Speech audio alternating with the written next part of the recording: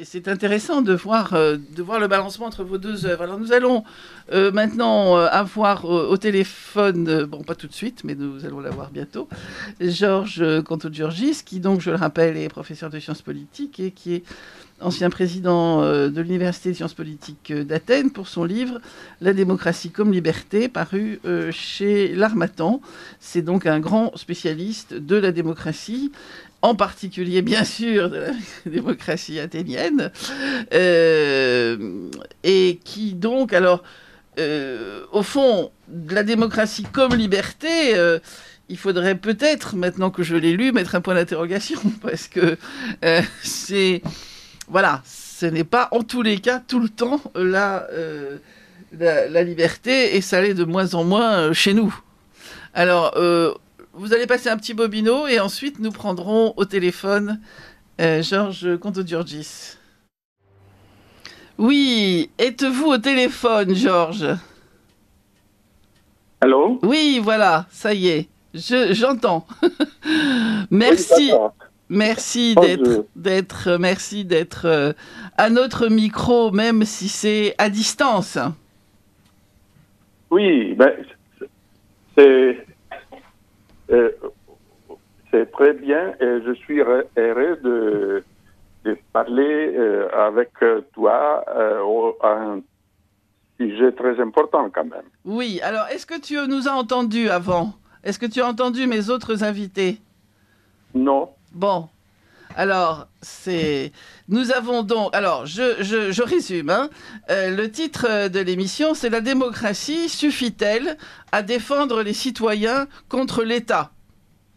Alors, d'accord. c'est quelque chose qui fait référence, en fait, aux trois invités que j'ai ce soir, et alors trois œuvres, puisque j'ai comme invité Daniel Cosculluela, qui a écrit « Les enragés de la liberté », qui est une anthologie des pamphlétaires du XVIe au XXe siècle, qui donc, en fait, ont été en rébellion, et des rébellions qui allaient très loin. Ils allaient en prison, ils étaient déportés. Enfin, ce ne sont pas de petits opposants. Hein, c'est aussi bien Mirabeau que d'autres personnages qui se sont inscrits dans l'histoire d'une manière assez forte. Donc ces personnages-là nous font sentir que même dans des périodes où, soi-disant, on est en démocratie, il y a des choses qui restent insupportables pour des citoyens conscients, en fait. Et mon deuxième invité, Baptiste Rapin, qui a écrit l'abécédaire de la déconstruction,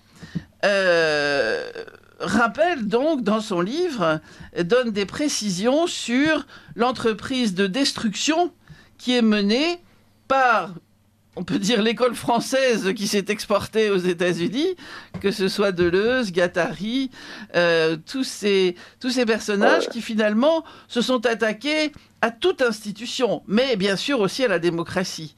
Donc, toi, dans ton livre, La démocratie comme liberté, au fond, à la fois, tu proposes un modèle dans plusieurs ouvrages, hein, mais dans celui-ci, il y a un petit peu un résumé de ça.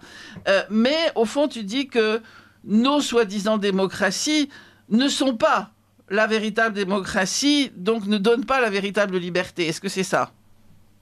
Mais c'est exactement ça.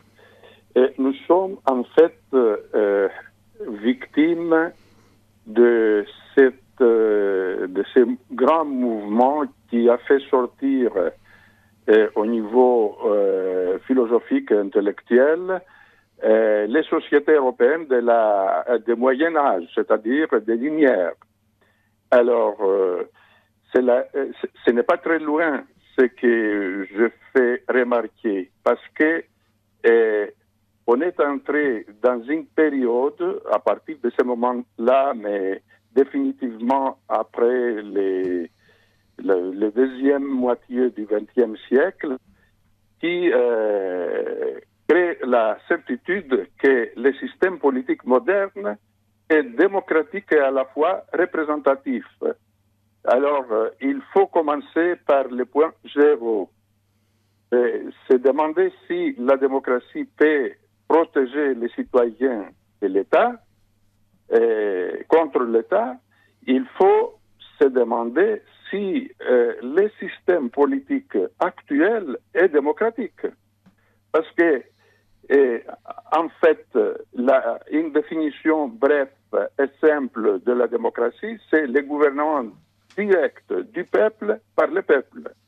C'est très simplifié cette définition, mais ce que recommande la démocratie, c'est l'institutionnalisation de la liberté globale, c'est-à-dire individuelle, sociale et politique.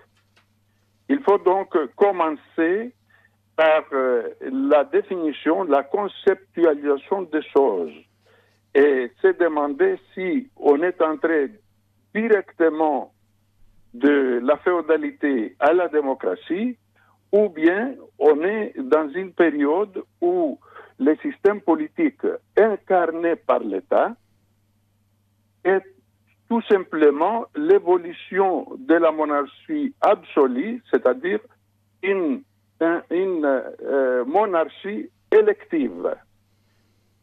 Parce que si le système politique était démocratique, c'est-à-dire si elle venait réaliser la liberté globale, il fallait que le système politique moderne n'appartient pas à l'État.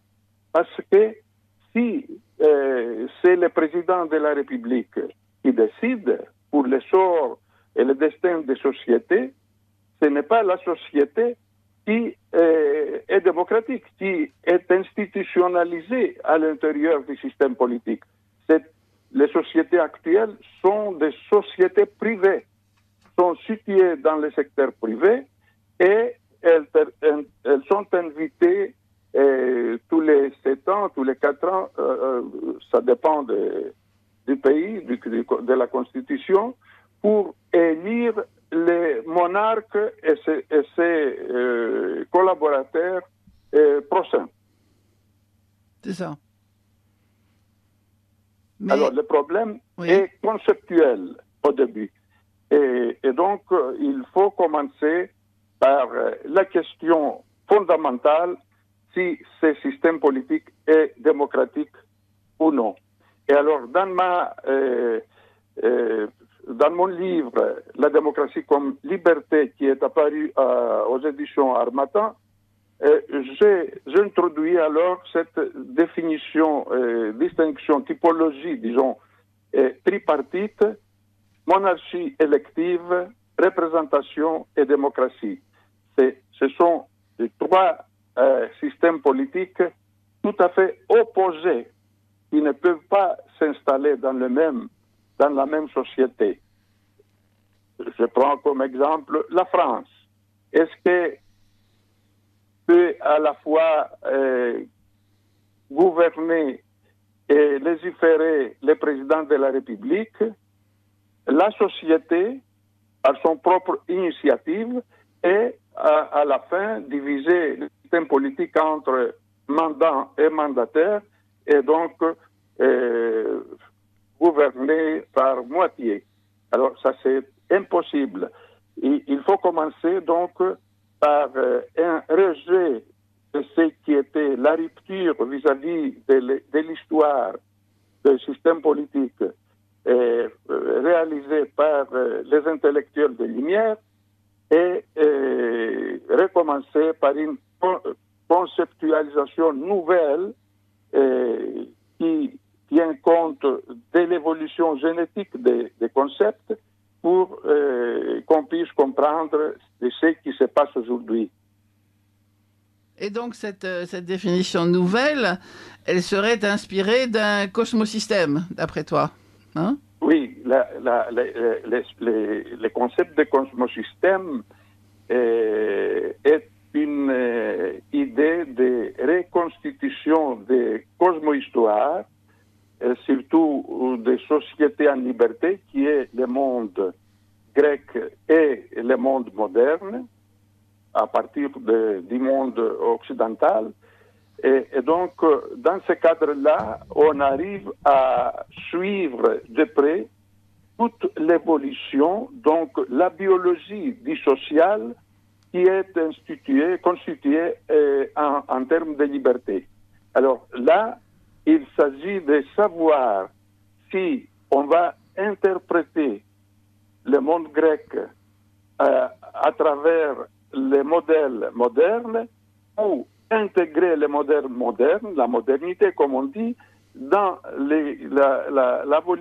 l'évolution cosmosystémique qui part du monde grec qui est constitué à petite échelle, c'est-à-dire sur la base de la cité, et ensuite suivre l'évolution de la petite échelle de la cité à la grande échelle de l'État-nation.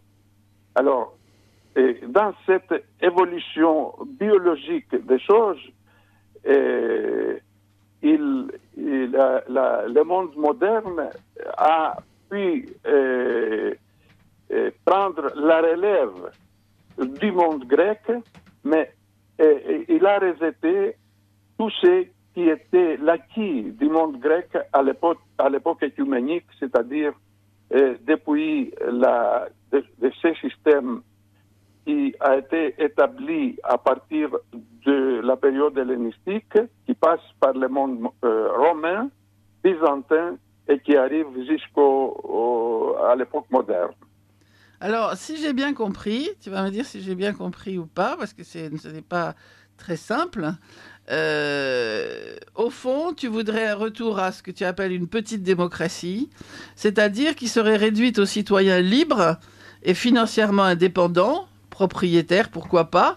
C'est-à-dire qu'au fond, tu dis que peu importe le régime, peu importe que ce soit appelé une démocratie ou que ce soit appelé une monarchie, ce qu'il faut regarder, c'est si c'est de fait une petite oligarchie qui dirige, ce qui est le cas dans toutes nos démocraties, ou bien s'il y a la possibilité réelle pour le peuple qui ne fait pas partie de ces citoyens qui forment l'oligarchie, d'intervenir sur la vie publique.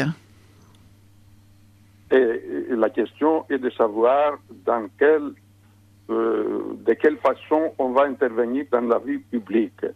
Et on va intervenir à travers les manifestations pour convaincre ou obliger les gouvernements de prendre des décisions qui seront favorables à ceux qui manifestent ou à la société, ou bien on va être intégré dans le système politique pour constituer un statut de mandat, ou il prend l'ensemble du système politique qui est incarné, comme je viens de dire, à l'État, pour l'investir la société, soi-même.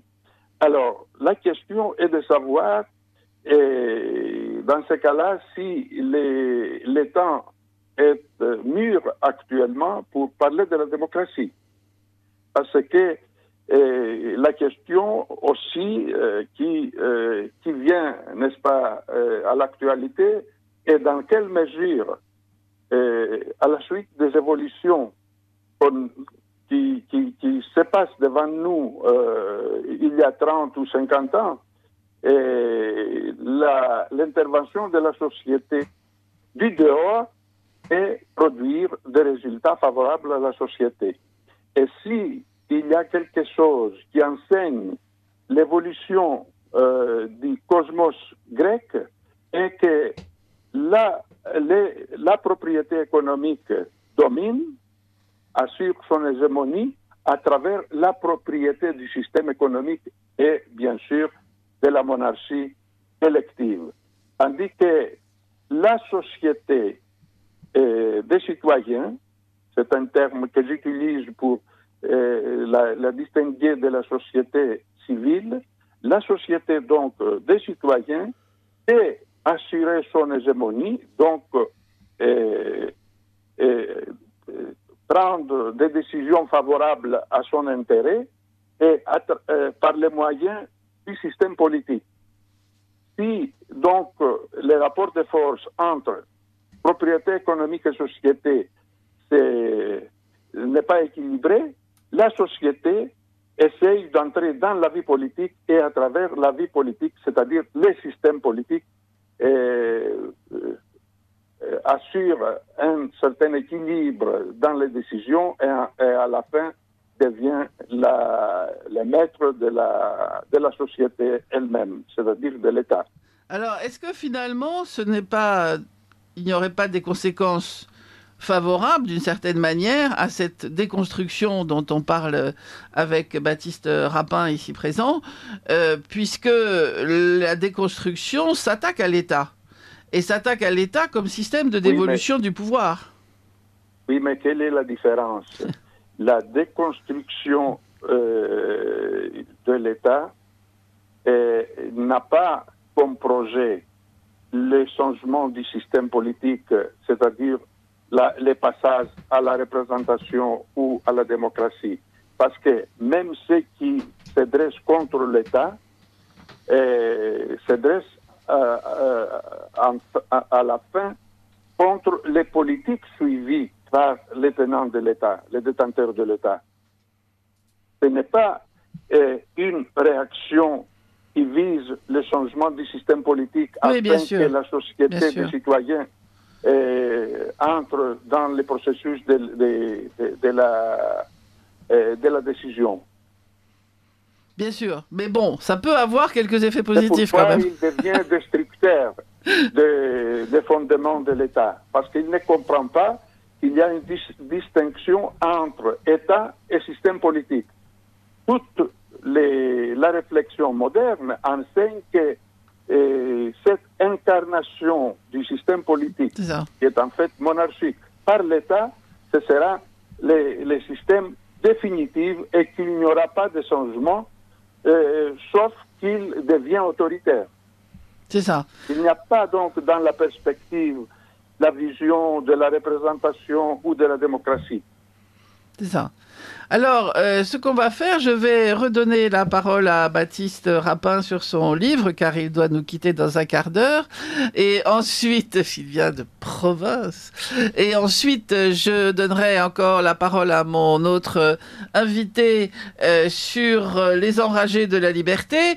Et ensuite, en deuxième partie, puisqu'on a 3 heures, donc on a le temps, je te reprendrai pour que nous continuions la conversation. Alors, est-ce que tu veux rester en ligne ou bien je te rappelle tout à l'heure? Vous me rappelez tout à l'heure. Ok. Et moi, je vais me connecter à l'émission pour suivre le débat avec les autres collègues. Oui, alors il y a des sites de radio ou Radio Courtoisie. Mais si tu n'arrives pas à te connecter sur le site de Radio Courtoisie, je t'ai envoyé un www.Radio Courtoisie. Non, je peux. Ah bon? Je trouvais. D'accord, parfait. Très bien, alors on fait comme ça, je te rappelle tout à l'heure. Très bien. À tout à l'heure, merci. Bien, voilà mon invité Daniel Cosculluela vient de nous quitter pour ses agapes avec Berkoff. Et malheureusement, mon cher Georges, tu es trop loin pour venir faire quelques agapes parisiennes. Donc, nous allons nous contenter de continuer notre conversation. Allô? Allô, oui, je t'entends. Oui. Voilà. Seulement, est-ce que tu peux un peu monter ton volume, s'il te plaît, parce que je t'écoute mal. Monter le volume. C'est pas moi qui vais le faire, c'est Stéphane. Oui, maintenant c'est bien. Ok. Voilà. Merci. Donc, comme tu as pu voir ou écouter peut-être, j'avais 2 invités qui chacun dans son style ont développé au fond la contestation de la manière dont nous gérons nos sociétés en réalité, parce que lorsque des personnalités aussi importantes et intéressantes se retrouvent en prison, ce ne sont pas des voleurs de grands chemins, ce ne sont pas des assassins, ce sont des gens qui ont tout simplement été en désaccord politique avec les dirigeants.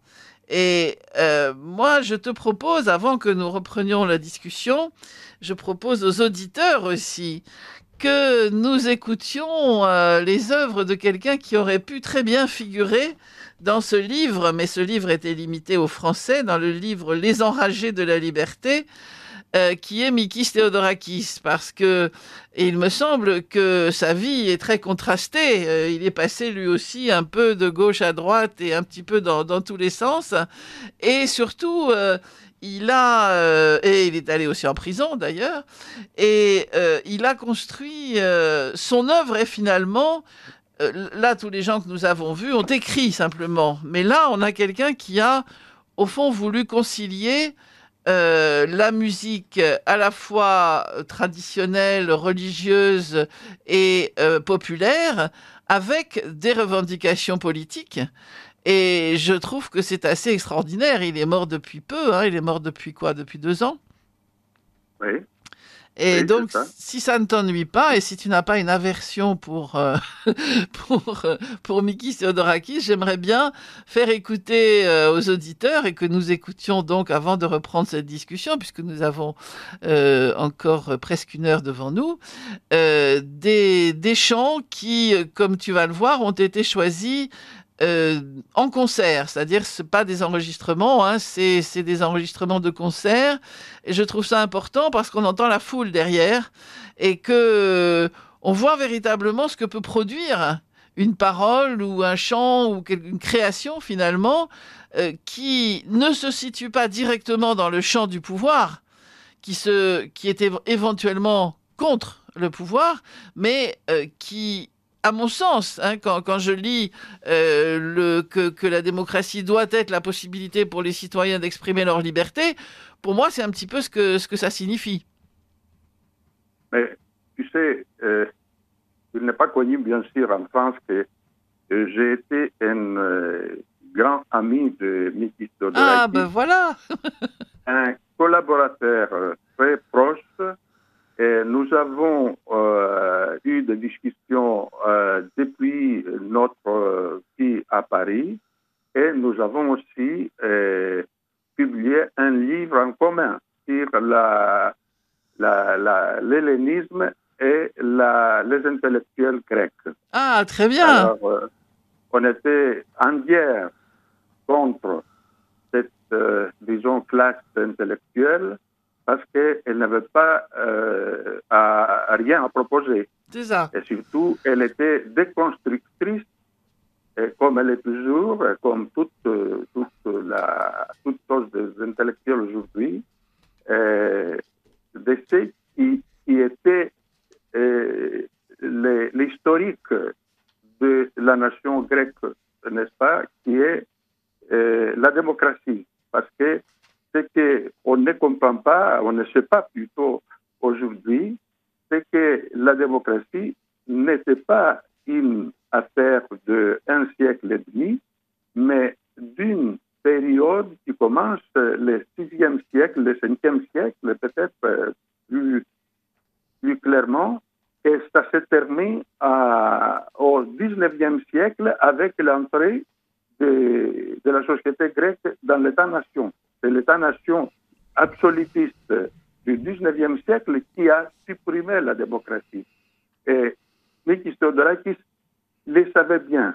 Il m'a dit un jour, il l'a écrit d'ailleurs dans le livre commun, que si il a compris ce qui se passe aujourd'hui et ce qui est le fond de l'histoire de la civilisation grecque, une civilisation démocratique, il l'a pris de mon histoire en lisant mon histoire de la Grèce, éditée à l'époque par les éditions Attier.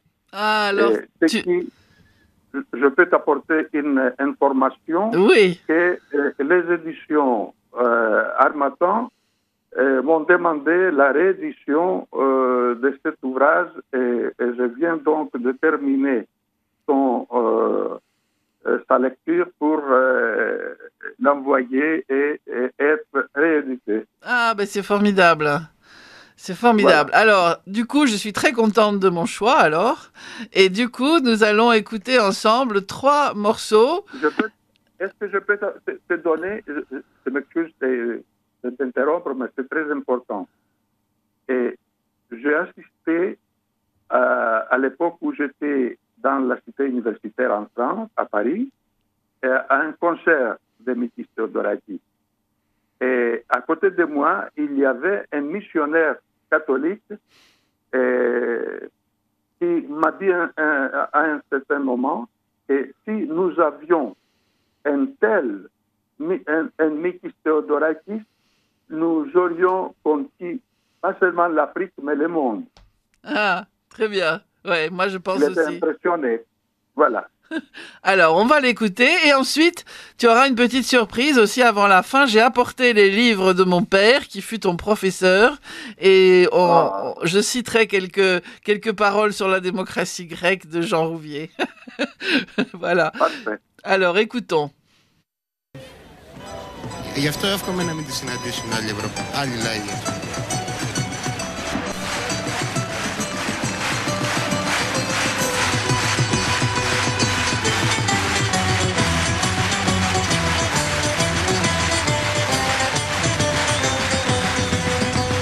Εκεί στη σκάλα την πλατιά, στη σκάλα των δακρύων, στο βινεγκράπεν το βαθύ, στο λατομείο των θρήνων, Εβραίοι κι αντάρτες περπατούν, Εβραίοι κι αντάρτες πέφτουν, δράκος στη ράχη κουβαλούν, δράκος σταυρό θανάτου.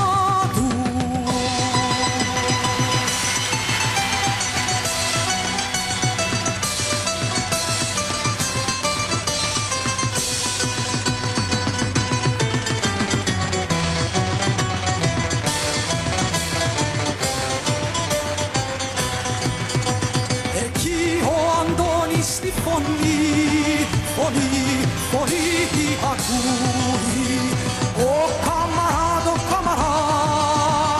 βοηθά να ανέβω τη σκάλα, μα εκεί στη σκάλα την πλατιά και στον δακρύον τη σκάλα, τέτοια βοήθεια νευρισιά, τέτοια σπλαχνιά κατάρω.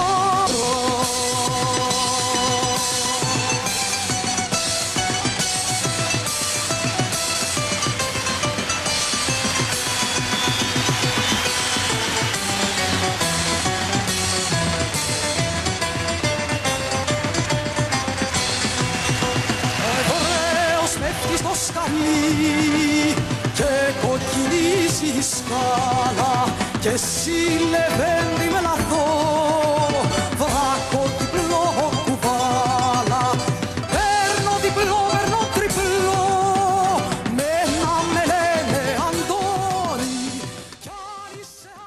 Voilà, donc, c'est en concert. Donc, tu as reconnu, je pense, ce chant magnifique. Si tu peux dire deux mots pour les auditeurs sur le sens du chant.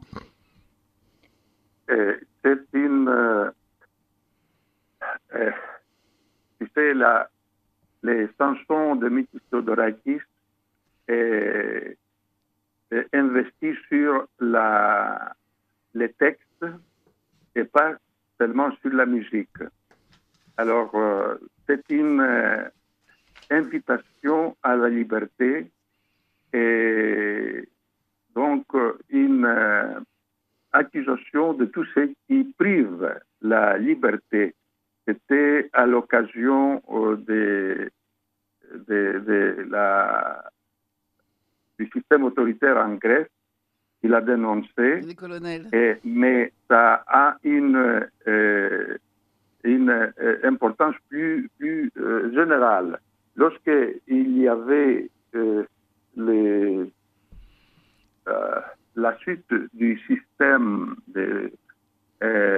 afghanais en Afghanistan, c'est intéressant parce qu'il s'agit d'une autre civilisation qui passe par l'islam. Ouais. Alors, la chanson qu'on chantait, ce qui était dans la rue, c'était ça exactement. C'est ça.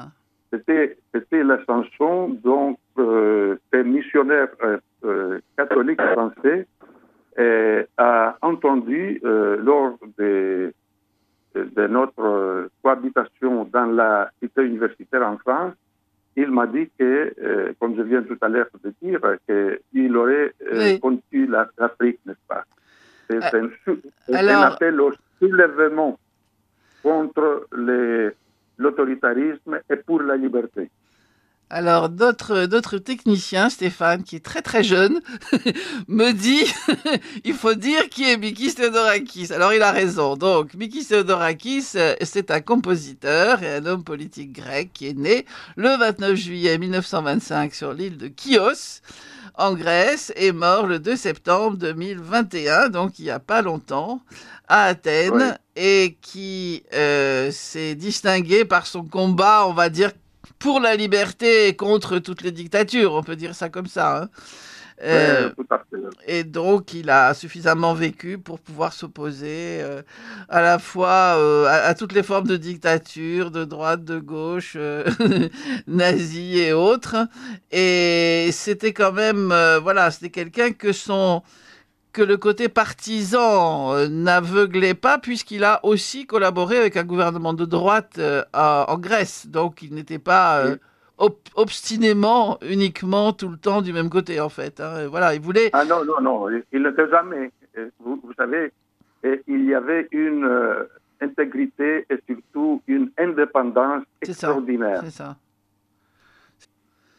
Donc, Theodorakis, lui, il est entré dans la résistance, hein, d'après ce que je vois.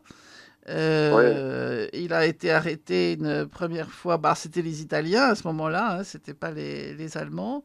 Mais quand il a été arrêté la première fois.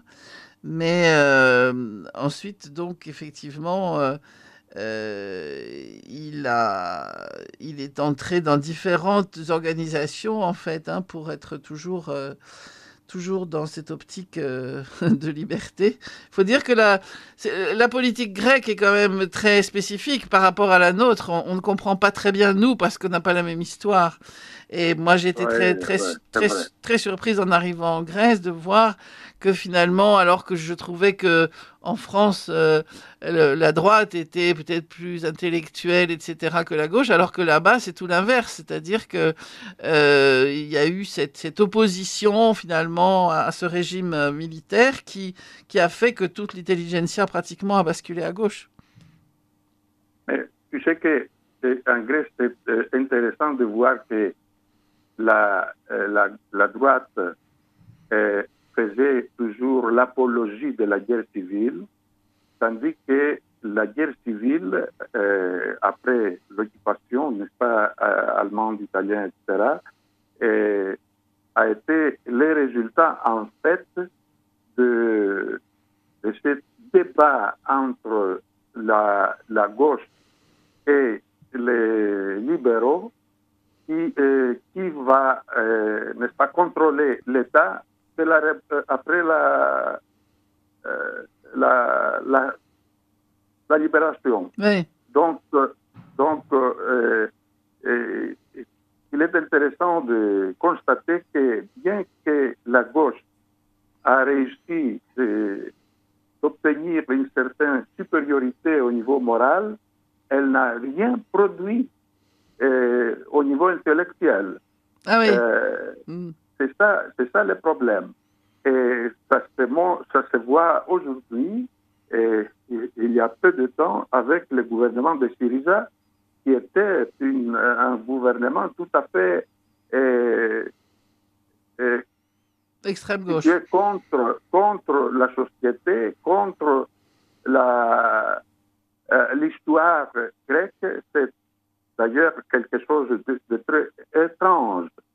On rejette, c'est le seul pays où l'histoire, donc son héritage, est rejeté pour affirmer la supériorité d'un État oligarchique. hey. Donc, on se dresse contre la démocratie et l'histoire de cette civilisation démocratique pour faire l'hymne, disons, de ce qui est l'oligarchie. hey. C'est étrange, mais c'est comme ça. Hey, d'où ta position, en fait, parce que toi, tu as un poste d'observation très intéressant là-dessus. Oui. savez, la gauche, on arrive maintenant à, disons, à mettre les points sur ce qui est l'idéologie aujourd'hui. Oui. Jusqu'aux années 80, le XXe siècle, donc, il y avait l'opposition entre le libéralisme et le socialisme. Le socialisme réel ou quelques versions parallèles. Et aujourd'hui, ce qui est en jeu, ce n'est pas le socialisme qui n'existe nulle part et que personne n'évoque pas le socialisme réel, n'est-ce pas? Mais d'autre part, il y a une opposition entre le libéralisme national et le libéralisme international. C'est ça. Alors, la gauche, de toute façon, le libéralisme national est classifié à l'extrême droite. C'est le libéralisme qui a combattu le nazisme et le fascisme. Et d'autre part, le libéralisme international est tout près de ce que la gauche considérait autrefois comme internationalisme. Mais c'était l'internationalisme dans la lutte de la dite classe ouvrière, n'est-ce pas?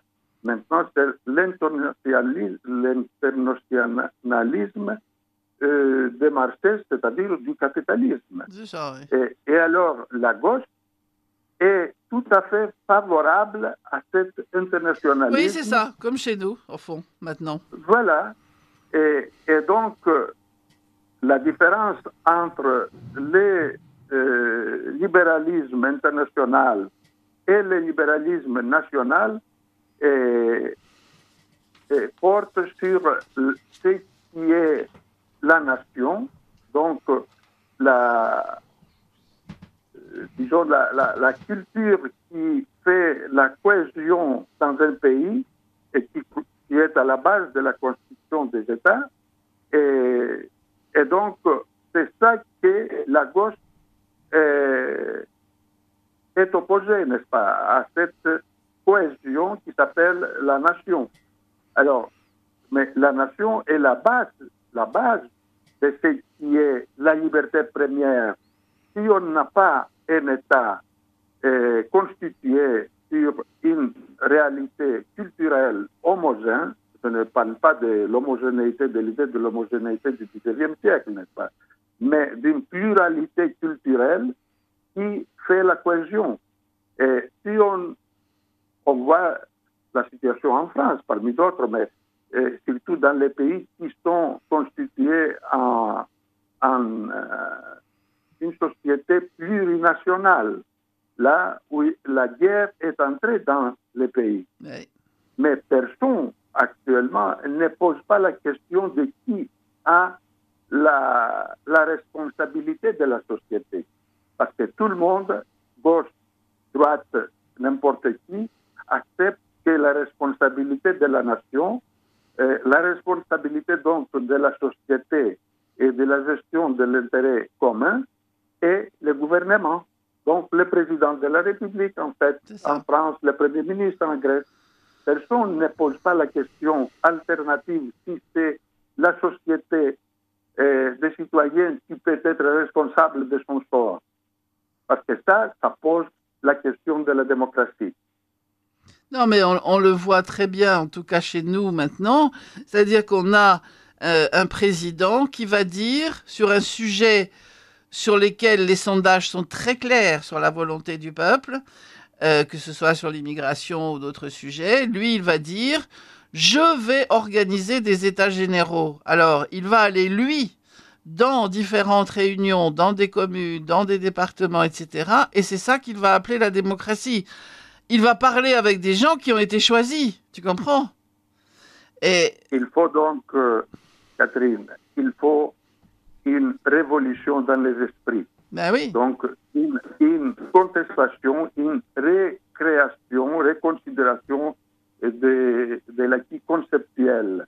Oui. Il faut comprendre que, comme je viens de dire à la première partie de notre discussion, que démocratie, représentation et monarchie élective qu'on a actuellement sont trois systèmes politiques opposés qui ne peuvent pas coexister, qui ne sont pas les mêmes. Alors, aujourd'hui, l'alternance entre les systèmes parlementaires et le système autoritaire, mais c'est le même système sur sa propre nature qui a des applications différentes. Et on ne parle pas de la représentation et de la démocratie comme des systèmes différents. Et la question est de savoir si ils n'existent pas ou si ils ne sont pas possibles, donc utopiques, ou bien si il n'est pas dans nos priorités. Alors, c'est la question des conditions de la démocratie ou de tout autre système politique et du temps.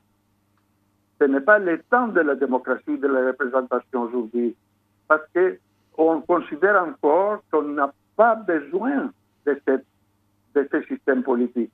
Autrement, il y aurait une reconsidération des concepts et donc une nouvelle science sociale. C'est ça que j'essaie de constituer, d'élaborer et qui est présenté dans mon livre qui est apparu récemment en France par les éditions de l'Harmattan, c'est-à-dire de la distinction entre ces trois systèmes politiques, la démocratie, la monarchie élective et la démocratie et la représentation, d'une part, les conditions de chaque système politique, donc la phase que nous vivons aujourd'hui, par exemple, et le temps de la démocratie. J'entre donc dans ce contexte au tiers de la situation actuelle. Est-ce que nous pouvons encore réfléchir sur la situation actuelle en termes du XVIIIe siècle, des priorités qu'on avait? Mais non, bien sûr que non, bien sûr que non. C'est ça. Alors, il faut commencer par la reconceptualisation des phénomènes.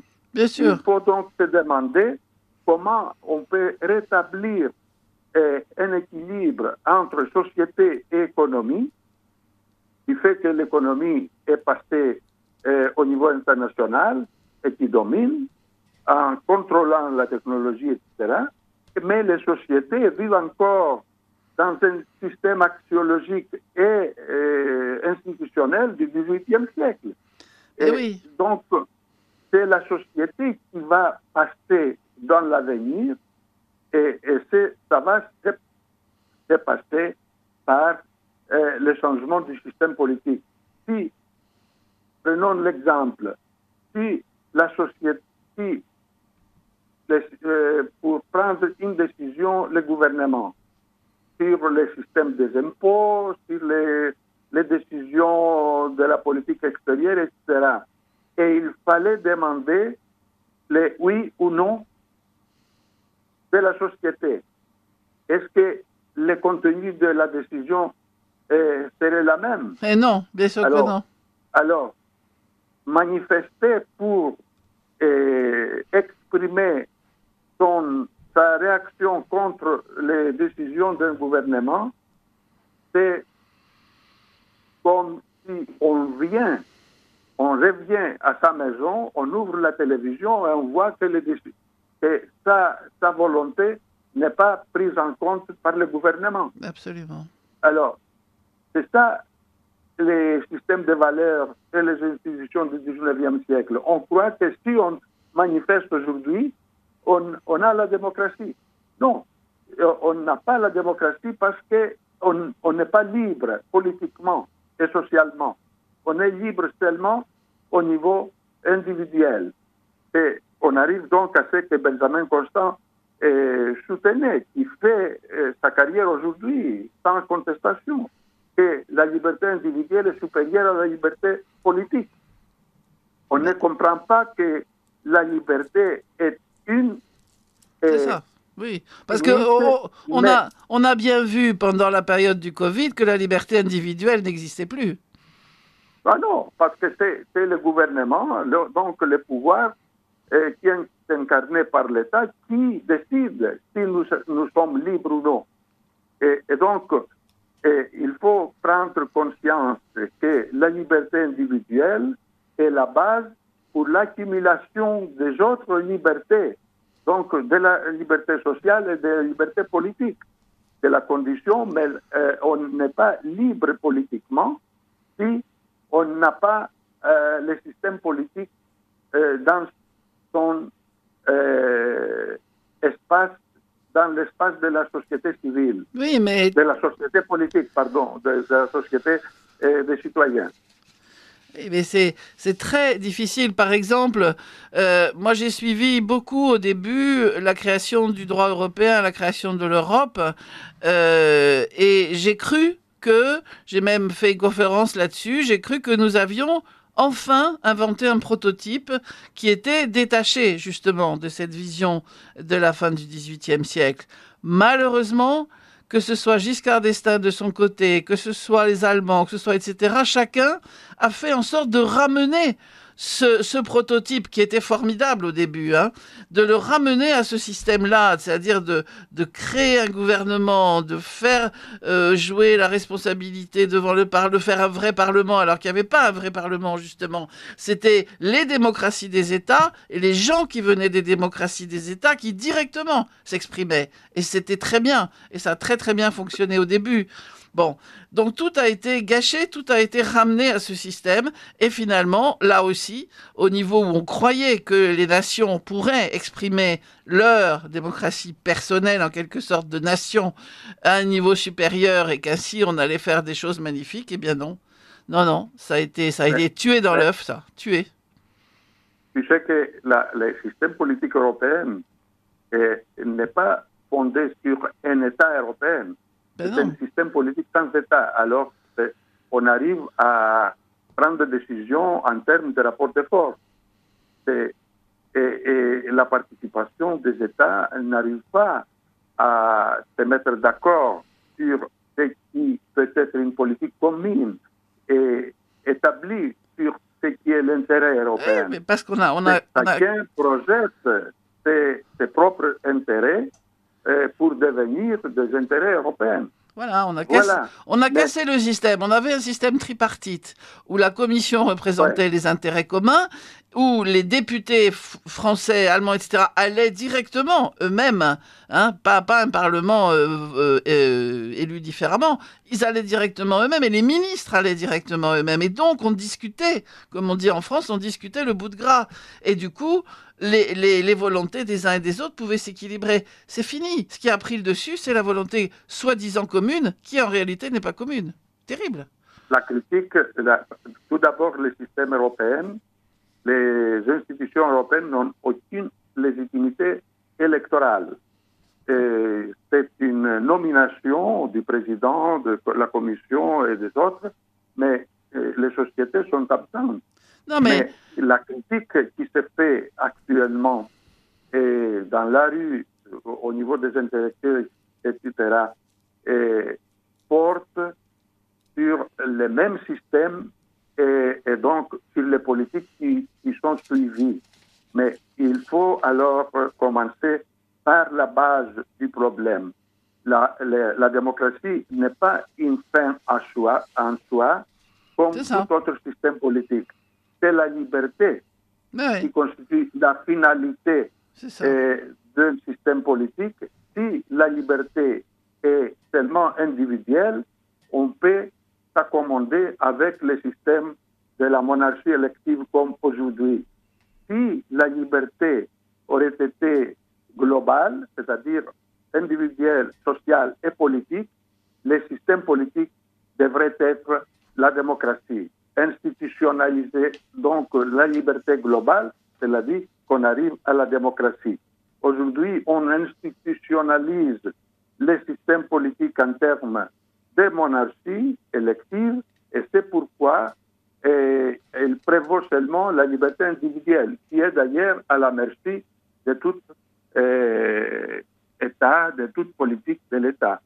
Mais c'est ça alors la question. Et si on doit répondre, et si dans les États à un espace étendu, avec une population énorme, la démocratie, je réponds que l'espace de la démocratie ne sera pas la terre comme la Pnyx à Athènes, mais ce sera la technologie. C'est au niveau du terrain de la technologie qui va s'institutionnaliser le moment venu les corps sociaux en institution du système politique et donc de la démocratie. C'est, si tu veux bien, la réflexion que j'introduis dans mon livre sur la démocratie comme liberté, à la fin, en répondant comment, et si c'est possible, la démocratie dans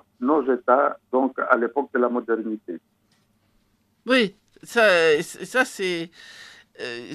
on n'a pas ici tout à fait suffisamment de temps pour développer, mais ce qu'il faudrait effectivement, c'est poser les bases de ce qu'il y a. Oui, ouvrir. Tu sais, mon livre est proposé comme une base de réflexion sur une nouvelle science sociale, science politique et aussi sur une nouvelle philosophie.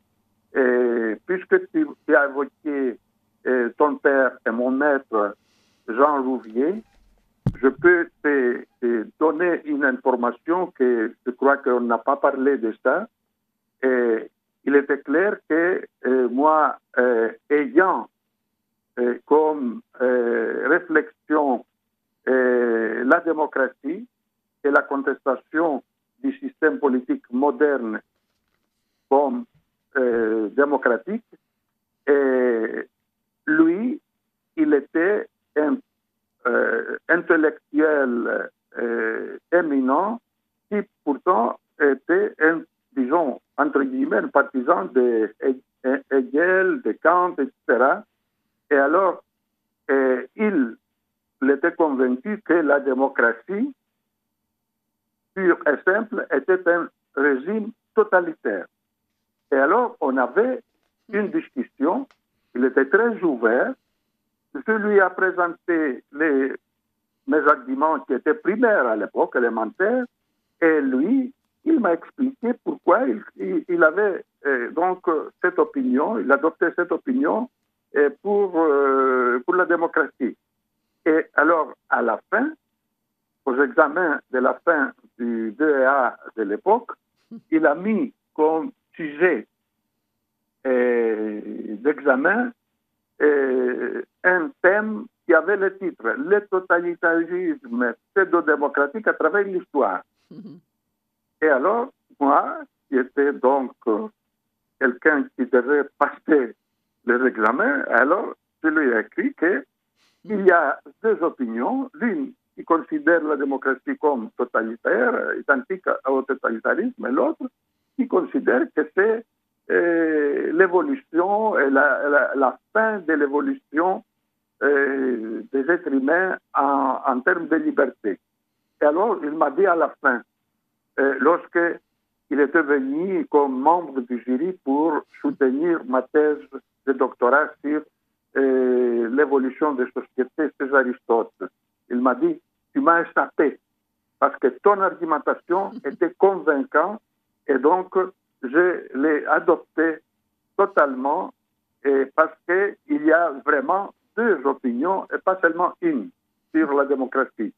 Alors, c'est ça qui fait donc quelqu'un qui m'a donné, n'est-ce pas, m'a créé un respect sur ce qui était comme professeur de sciences politiques à l'époque.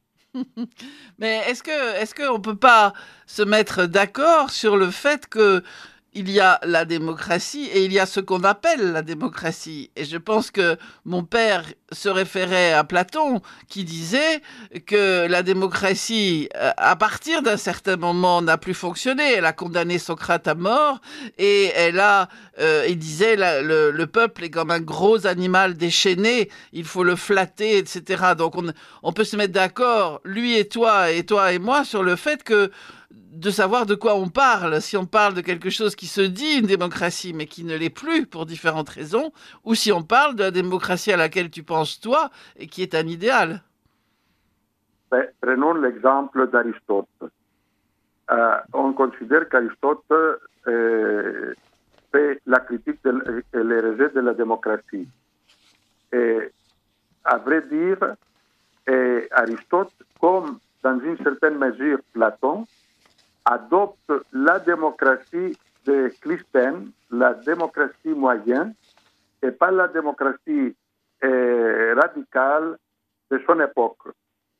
Et la démocratie n'est pas unique, elle présente de différentes phases dans l'histoire du monde grec.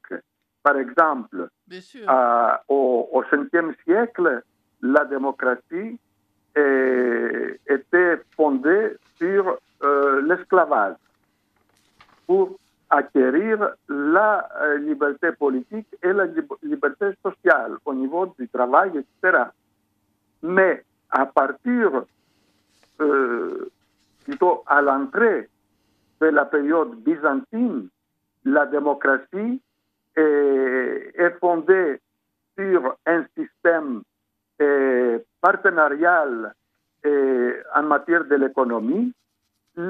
L'esclavage est terminé, il n'y a plus d'esclavage, et donc nous avons la démocratie moyenne aussi bien au niveau du système politique que du système économique, ce qui a prévalu jusqu'au 19e siècle dans le monde grec. Oui. Il ne s'agit pas d'ailleurs que les systèmes de cité étaient tous dans l'histoire démocratique. Il y avait une pluralité, comme à l'époque classique et par la suite. Mais c'est ça, n'est-ce pas, l'importance de ces passés grecs. Il ne s'agit pas de revenir à la cité et à la démocratie à la grecque, mais de réfléchir sur les principes de la démocratie, sur les conditions de la démocratie, sur le temps de la démocratie. On n'avait pas la démocratie au 7e siècle. Au 6e et 7e siècle, on avait le système de la monarchie élective. Et Solon, par exemple. Et donc, c'est ça l'important. Et on peut donc, à travers l'histoire cosmosystémique du monde grec, établir une biologie de l'évolution de la société et qui peut nous servir pour établir une nouvelle science sociale et surtout prendre conscience de ce qui est comme phase notre époque et quelle est la direction de l'avenir.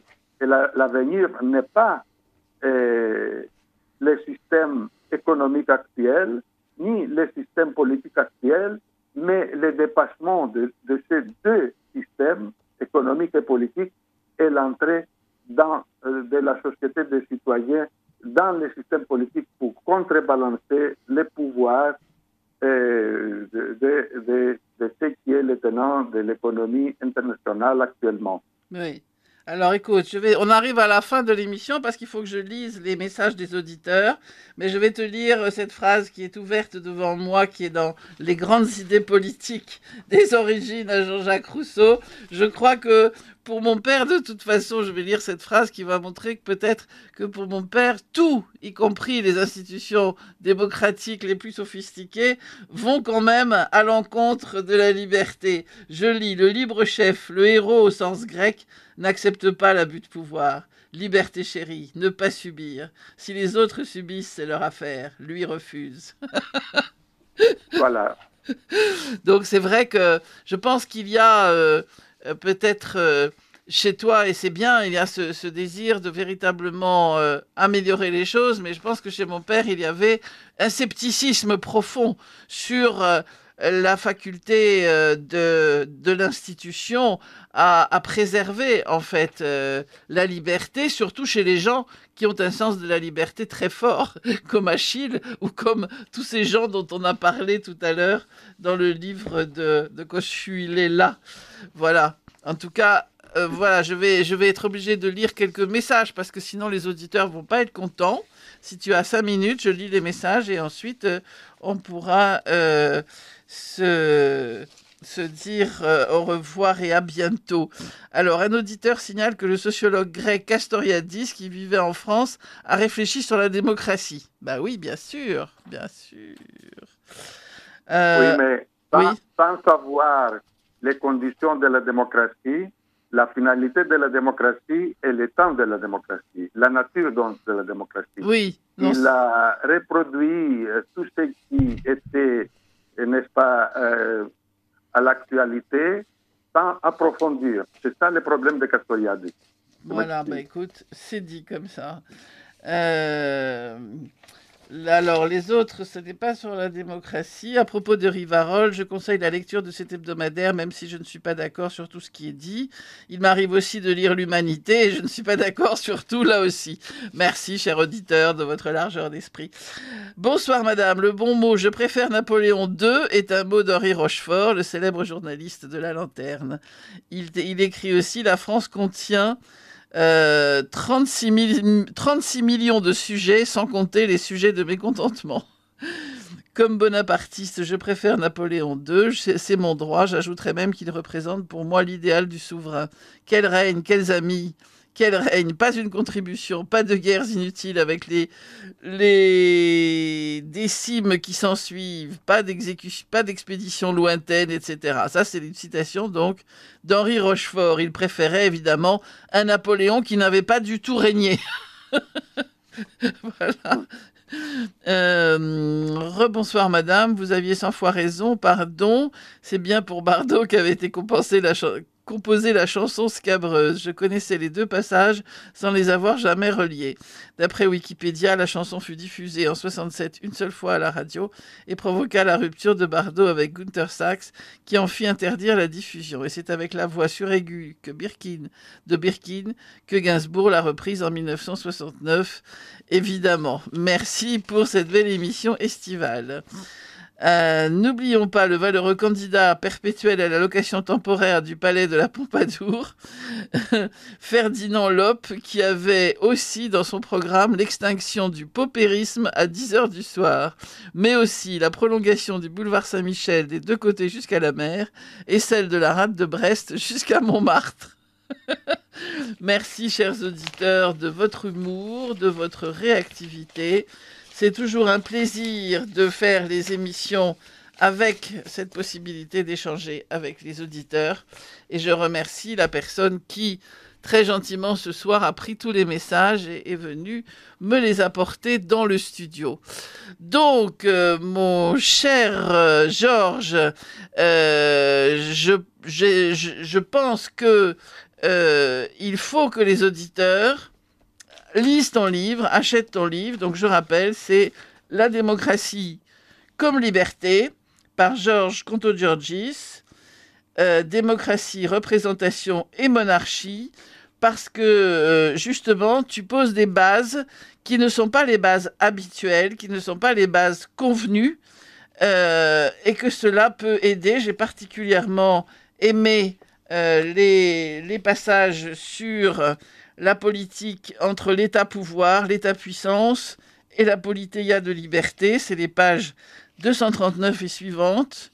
Je les ai trouvées particulièrement passionnantes. Tu passes un petit peu tout en revue, le problème de l'égalité et le problème de la liberté, qui sont quand même les 2 problèmes les plus compliqués parce que l'un exclut l'autre souvent. La politique entre liberté et autonomie, toutes ces pages sont absolument magnifiques et j'espère que on arrivera à faire bouger un petit peu les choses, mais personnellement, j'ai hérité peut-être du scepticisme paternel. Je trouve que, par exemple en France en ce moment en tout cas, on a des dirigeants qui vraiment jouent avec ça. C'est-à-dire que ils savent très bien ce que veut le peuple. Ils ne veulent pas le faire. Bon, c'est leur choix, hein, c'est leur... Exactement. Et alors, j'avais écrit dans un journal français à l'époque de Sarkozy, et c'est intéressant, cette remarque. Je me suis demandé pourquoi on manifeste pour obliger le pouvoir et faire ce qu'on veut et qu'il considère comme juste, et il ne manifeste pas pour demander, exiger le changement du système pour participer à la prise de décision. Voilà. C'est ça qui se situe au cœur de mon livre. Parce Exactement.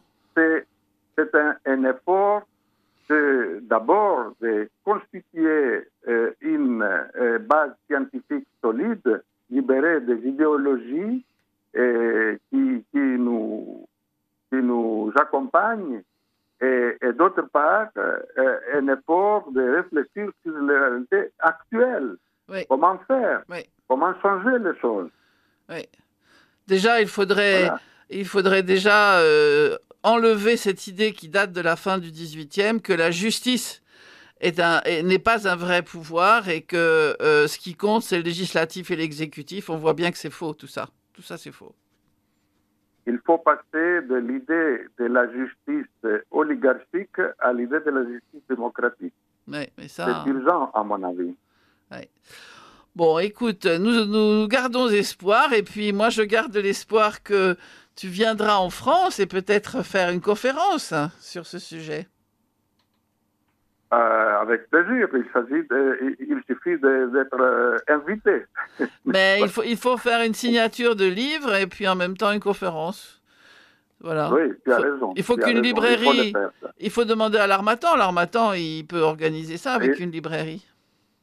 Harmattan m'a proposé ça. Je n'avais pas la possibilité du temps en ce moment. J'espère que ça va se faire à partir du mois d'octobre ou novembre. Eh ben voilà, très bien. D'ailleurs, l'Institut français d'Athènes organise pour le 16 octobre une conférence à Athènes sur les sujets de ce livre, où il participe aussi un collègue français de Paris. Ah, très bien. Très bien. Voilà. Je vais venir assister alors. Avec plaisir. Ça bouge quand même. Ouais. Ça bouge encore. Bon, merci beaucoup, Georges. À bientôt. Merci, à bientôt aussi. Merci Merci beaucoup. Au revoir.